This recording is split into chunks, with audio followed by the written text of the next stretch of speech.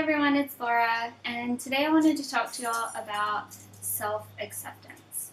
So if you're interested, then keep watching.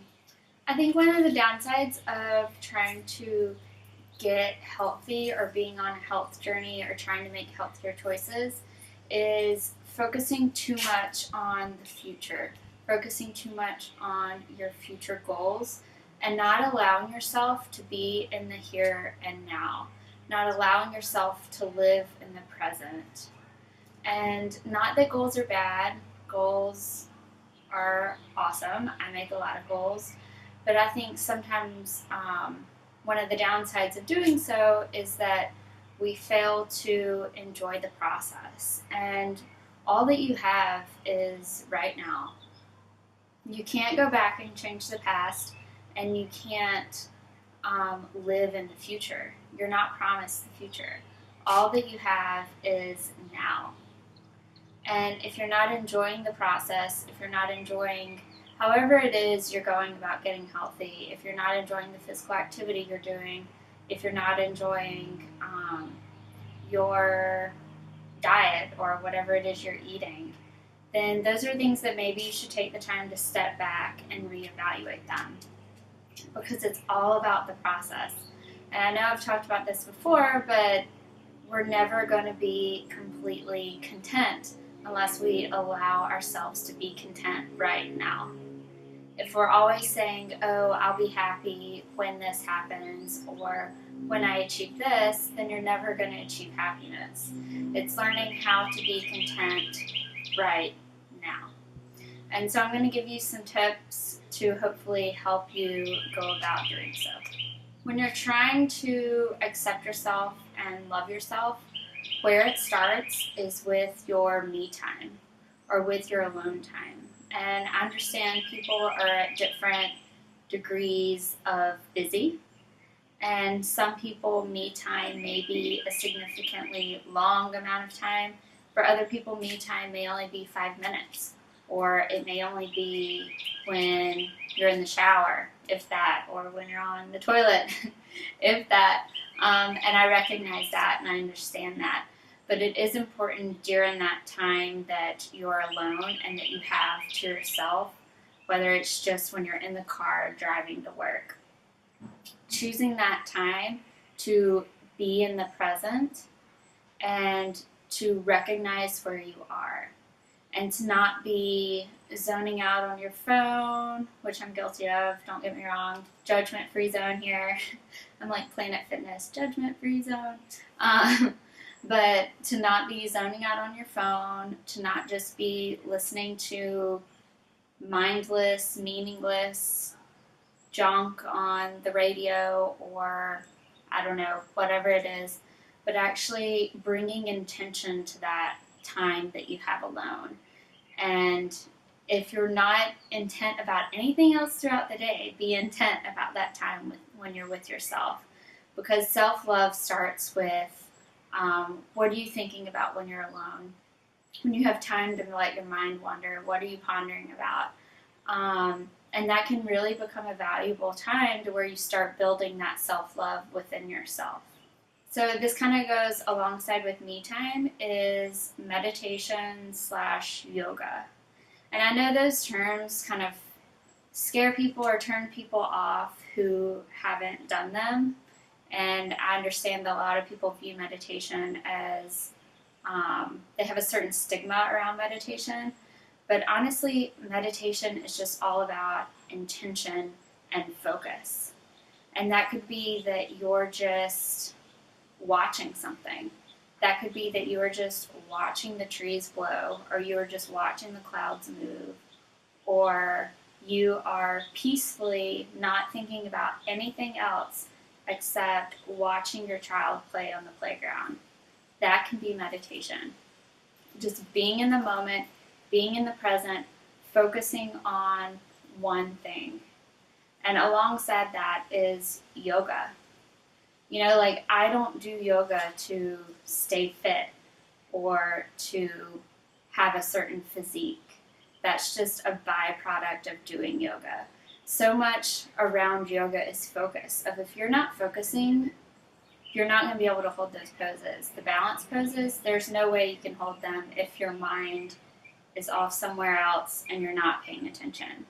And so those are two things I've really found value in.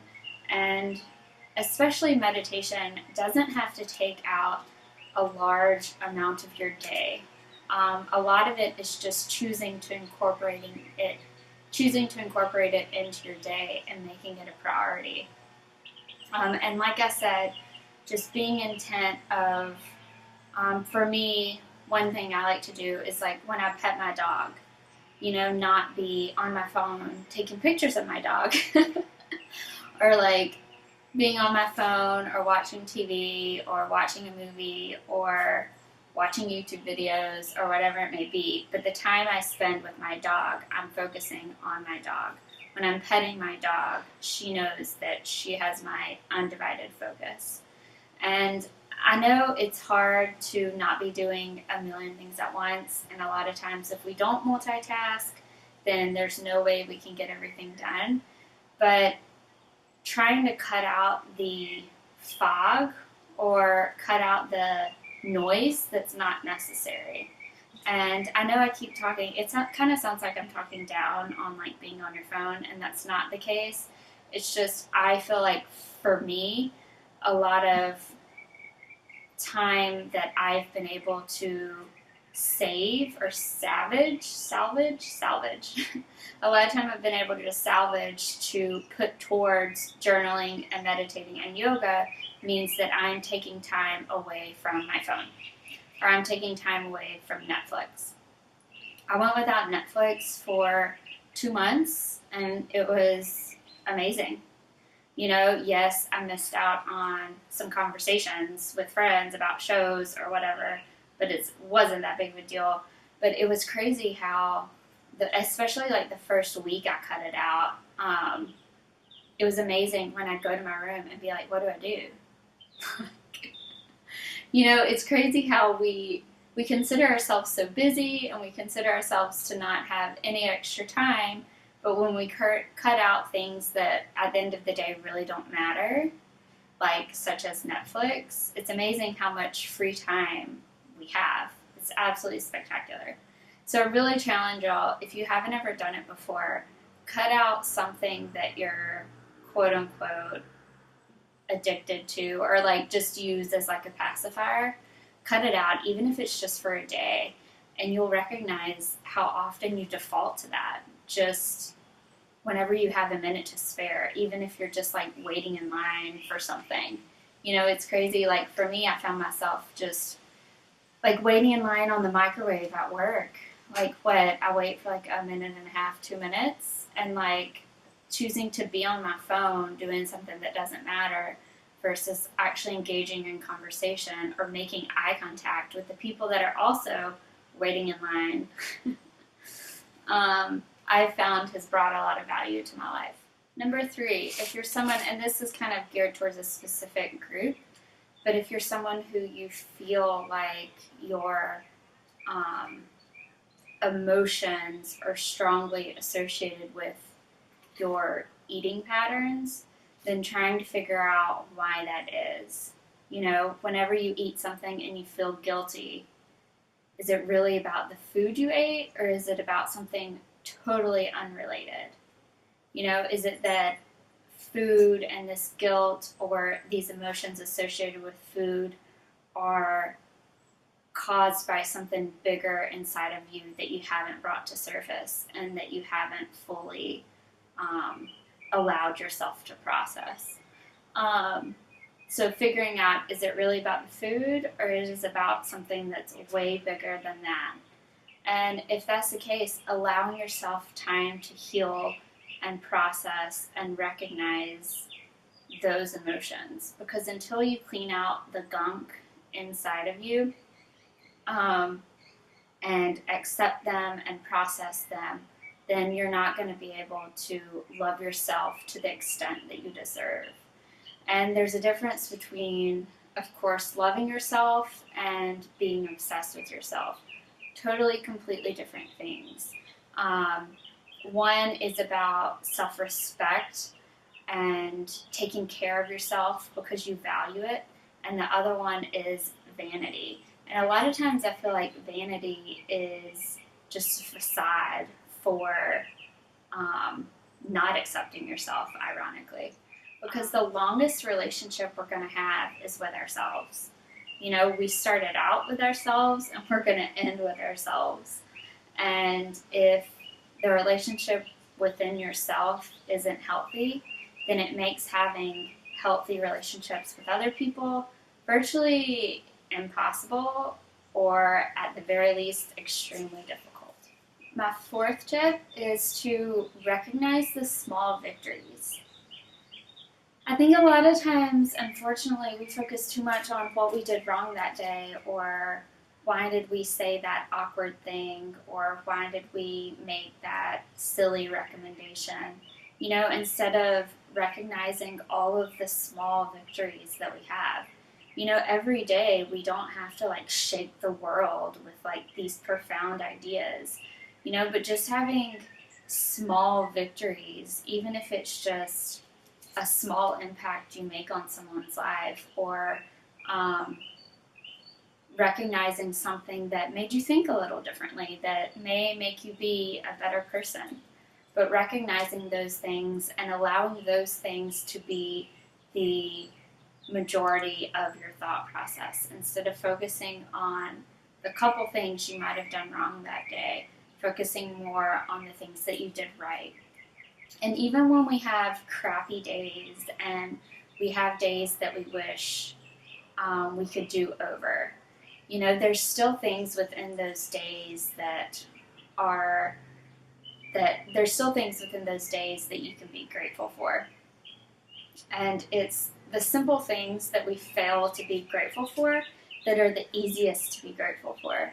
You know, just the ability to walk is, for me, something since I was a little girl, that is one of the biggest things I've always been so grateful for, is the ability to walk. The ability to hear, the ability to speak, the ability to see. This time last year, I ran a 10-mile race with one of my friends, and there was someone who passed us, and on the back of his shirt it said, "I run for those who can't." And to me, that was so profound. That has, even to this day, I still remember it. That made such a big impact on me, of things can always be worse. And that's kind of a pessimistic spin on an optimistic view. But it's so true, in that there are always things that you can be grateful for and thankful for. And if you're stuck in a rut, allowing those things to be what brings you out of that rut.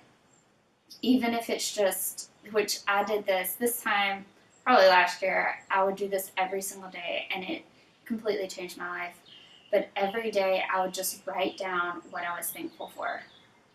And it wasn't this like long list of things. And when I say I journal, it's not like, sometimes it's like Dear Diary, but a lot of times it's not. A lot of times it's just me being like, bullet point, I am thankful for the following. And then just saying things that I'm thankful for until I can't think of things. And it really doesn't take that long of time. But it brought so much value to my life. It's just being able to recognize, yeah, crappy things happen, but I have all of these things to be thankful for. So I hope this video helped y'all out. If you have any questions or comments, feel free to leave them below, as always. If you have any suggestions for future videos, or if I mentioned something in this video that you want me to elaborate on, or whatever it may be, feel free to ask. I'm here for y'all. Also, I'll leave links below for my book, and I'm available for one-on-one counseling, so check those out, and I'll be seeing y'all soon. Bye.